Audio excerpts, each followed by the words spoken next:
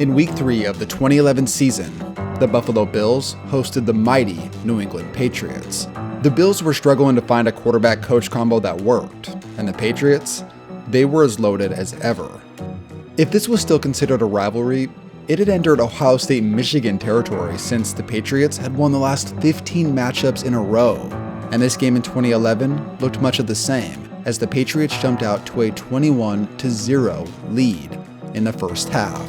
This one was well on its way to yet another blowout. But all of a sudden, things quickly shifted. Who have been very effective in the red zone can do, and they score. Woodhead unable to turn. It is picked off. It's out in the route. Fitzpatrick touchdown. First down at the 23. Off the pump fake. Picked off again. Jackson. Touchdown against the Patriots. Tom Brady on first down has it deflected and picked off. Intercepted by Florence. Florence is in for the touchdown. The Bills went on to beat the Patriots for the first time in 16 games. They also became one of the hottest storylines in September that year, as they started out 3-0, and Ryan Fitzpatrick became the AFC Player of the Month. Welcome to this year's installment of the NFL 10 years ago. In this video, we will go over the most notable changes the league went through, as well as many of the biggest storylines. Oh, dream team. And how the season played out as a whole. But first, this video is brought to you by SeatGeek. Football season is finally here, and I'm super excited to be working with SeatGeek again. They take tickets for football games, basketball games, concerts, festivals, pretty much anything you'd want to go do. And they put all these tickets into one area, making buying simple. Tickets are rated on a scale from 0 to 100 to let you know that you're getting a good deal. Plus, you'll get $20 off your first purchase by using my promo code KTO at checkout. Make sure to click the link in the description to download the app. Okay, let's start by quickly covering the basics of the 2011 offseason. There was the lockout, which began on March 11th and would last until July 25th. This led to the cancellation of that year's Hall of Fame game and took up much of the headlines. Also, Randy Moss announced his retirement, Cam Newton was taken number 1 overall. This was the final year the NFL partnered with Reebok, and Madden 12 was released. Madden 12 advertised an all-new collision system, advanced defensive AI, custom playbooks, and better overall presentation. The game would receive good reviews from critics and mixed reviews from users, although compared to modern-day Maddens, it scored much better.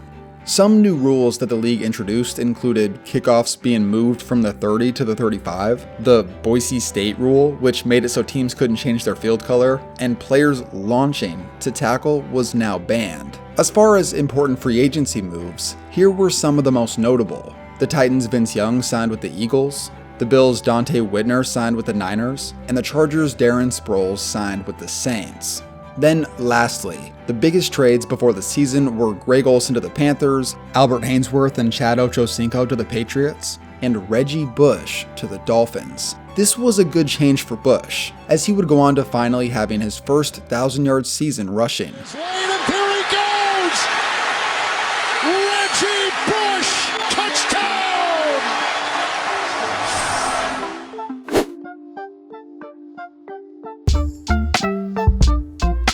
The 2011 season was surrounded by some interesting storylines. First off, the Eagles had both Michael Vick and Vince Young on their roster now.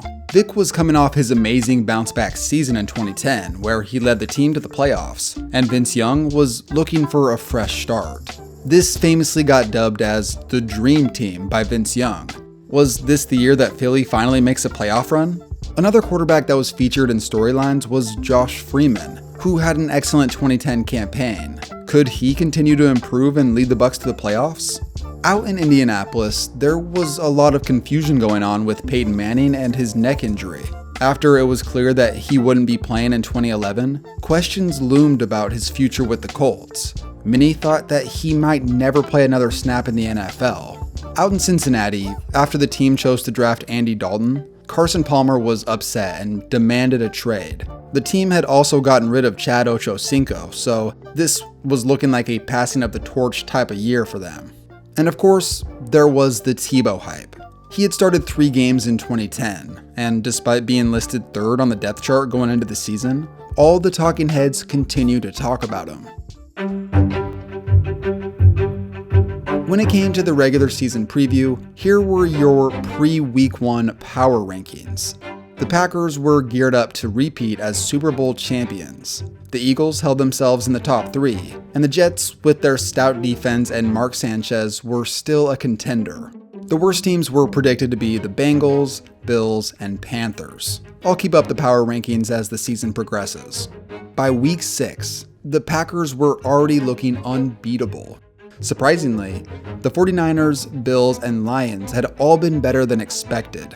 The Lions' offense looked incredibly strong. Calvin Johnson had an unbelievable 9 touchdowns in their first 5 games. Also, the Dream Team out in Philly was 1-4. They did not look good. It was also Tebow time out in Denver. Then, lastly, it looked like the Madden curse had already gotten a hold of Peyton Hillis. By Week 10, Jim Harbaugh had become the frontrunner for Coach of the Year with the 49ers. Alex Smith was having by far the best year of his career. Also, the Bengals had been playing surprisingly well with their rookie tandem of Andy Dalton and AJ Green. Around that same time, they had traded Carson Palmer to the Raiders in one of the most lopsided trades ever. The Bengals received a first and second round pick for Carson Palmer, and Palmer only lasted 2 seasons in Oakland. Out in Indianapolis, there was a development taking place. Curtis Painter helped lead the team to a 0-9 start. It seemed as if they were losing on purpose, and this infamous tanking became known as the Suck for Luck season, since Andrew Luck looked like the dream quarterback prospect the following year. By the end of the regular season, here was ESPN's final power rankings. Aaron Rodgers had one of the best seasons ever by a quarterback. The 49ers were the shock of the NFL, going 13-3. The Lions made the playoffs for the first time in forever. The Broncos and Cardinals, who both started the year terribly, rallied off a bunch of wins to end the season. The Broncos were heavily publicized due to what Tim Tebow had done. Despite most of it being ugly football and not even that impressive on Tebow's part, somehow, someway, they kept on winning, and they made it to the playoffs. Cam Newton's best efforts won him Rookie of the Year. The Dream Team bounced back a little, but overall they were still disappointing. Josh Freeman looked much worse than he did in 2010. That hot start the Bills got didn't amount to much. And the Colts managed to do what they set out to do, and they won the Andrew Luck sweepstakes. Alright, let's give a final wrap up to the regular season. This was a memorable year for a variety of reasons. Off the field, longtime Raiders owner Al Davis passed away in October of 2011. He had a massive impact on the game for 39 years, and Raiders fans will always appreciate him. On the field, this was a huge year for passing. There were 10 quarterbacks over 4,000 yards. And Drew Brees set the record for passing yards in a single season. However, the Packers going 15-1 and the overall efficiency of Aaron Rodgers was what won him the MVP. As far as the other stat leaders, Maurice Jones-Drew was the one good thing happening in Jacksonville, as their rookie quarterback Blaine Gabbert struggled. LaShawn McCoy led all running backs in rushing touchdowns. When it came to receivers, Megatron had an elite level season, putting up god-tier numbers. Welker, Cruz, and Fitzgerald were all in their primes and had great seasons as well. Defensively, despite Minnesota's struggles, Jared Allen was an absolute monster defensively, putting up 22 sacks and even intercepted a pass as a D lineman. This shot of him chasing down Tim Tebow with his helmet off is the perfect representation of the toughness this man displayed. Charles Woodson, Eric Weddle, and Kyle Arrington led the league in interceptions, and Darrelle Revis was still the best corner in the league. Then Terrell Suggs was as dominant as ever in 2011. 14 sacks, 20 tackles for loss, and an incredible 7 forced fumbles led him to taking home the Defensive Player of the Year. And finally, to wrap up the 2011 regular season, this was the #1 play.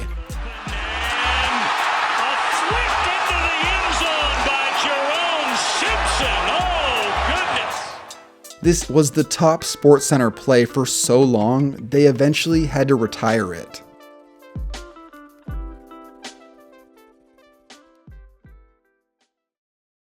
The 2011 playoffs were absolutely wild. On day one of the wildcard round, Arian Foster helped the Texans pummel the Bengals 31-10. Out in New Orleans, the Saints smacked the Lions in a game that combined for over 1,000 yards of offense. Despite the Lions losing, guys like Stafford, Megatron, and Ndamukong Suh gave fans hope for their future. Day 2 of the playoffs saw the Giants nearly shut out the offensive powerhouse Falcons. And then out in Denver, this happened. The Broncos have been in 3 overtime games this year. They won them all. Got him at the 40. It's Thomas at the 50. Stiff arm got him free to the 30, to the 20. Thomas to the 10. Denver's going on to New England. They win it on the first play of overtime. This was the peak of Tebow mania. John 3:16, 316 passing yards, Tebowing in the end zone, and the happiest night of Skip Bayless's life. In the divisional round, the Patriots would put an end to Tebow mania once and for all. Out in the NFC, the Niners edged out the Saints in one of the greatest fourth quarters ever. On day 2, Baltimore hung on against Houston, and the stunner of the playoffs was the Giants going into Lambeau and shutting down the 15-1 Packers. From this point, fans started getting the 07 vibes from this team. Now, fast forward to Conference Championship weekend. In the AFC, it was a fourth quarter dominated by defense. With time expiring, the Ravens lined up a 32-yard field goal, but they missed. The Ravens would decide to address the kicker position after the season, and the Justin Tucker era began in 2012, and the Patriots advanced to the Super Bowl. In the NFC Championship, that game was insane. It was physical, intense, had nail-biting moments, and ultimately, there's one name that will haunt Niners fans forever: Kyle Williams. He was the return man for the Niners during that game. In a critical moment during the fourth quarter, he had a punt that touched his leg just barely. Then, in overtime, he muffed another punt, which led to the game-winning field goal for the Giants.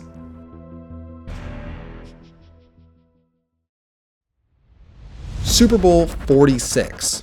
AKA the rematch. The Patriots were favored like the last time, but the margin was very close. This time around, the Giants featured a top 10 offense, and despite being outscored on the season, their defense had shown up in the playoffs. The Patriots were stacked across the board offensively. Brady had thrown for 5,000 yards, and Wes Welker and Gronk had been unbelievable. Funny enough, Chad Ochocinco and Albert Hainsworth, the 2 big names that they traded for, barely even played during the season. But anyways, here's how this game went. The Giants jumped out in front early with a safety, then a touchdown. The Patriots would retaliate, scoring a field goal and a touchdown just before halftime to make it 10-9. Then, with an Aaron Hernandez touchdown in the third quarter, it seemed like the Patriots were starting to control this game, but the Giants began chipping away at the lead. They would make 2 field goals in the third quarter, then after a battle of a fourth quarter, this happened. Time, unbelievable it's going to come down to this again. He's been here before, those 6 fourth quarter comebacks, 3:46. 1 timeout and the 2-minute warning for Eli. 4-man rush. Eli throwing into traffic on the sideline. They're going to rule it a catch by Manningham. Manningham, that's a first down. Manningham in field goal range. Here comes the blitz. He gets it away. It is caught by Nixon. 2nd and goal. And Bradshaw, and he wanted to stop. He wanted to stop, and he gets into the end zone. That's exactly what New England was doing. Gronkowski in just to try for the jump ball and the Hail Mary here. From the 49. Brady, barring a defensive foul, the game ends here to the end zone. Hernandez is there, tipped and batted. Gronkowski can't get it. Incomplete. The Giants had beaten the Patriots in the big game twice in 5 years. Since that day, the Giants have only appeared in 1 playoff game.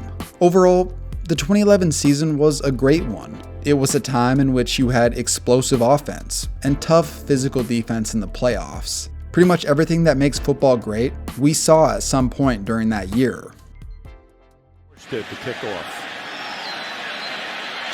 And from 8 yards back, Cobb is going to bring it back. And the rookie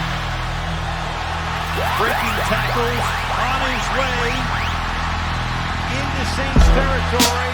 And the second round